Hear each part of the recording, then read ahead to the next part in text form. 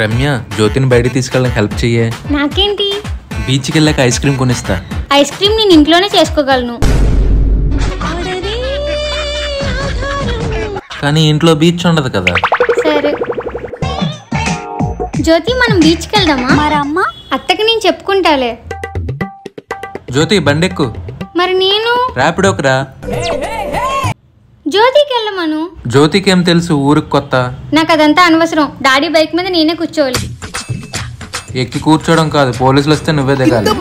రమ్య, పోలీసులు దిగు దిగు, ఫాస్ట్గా వచ్చే. త్వరగా రా. అంటే ముందుంది ముసళ్ళ పండగ. రమ్య, పోలీసులు ఉన్నారు, దిగు.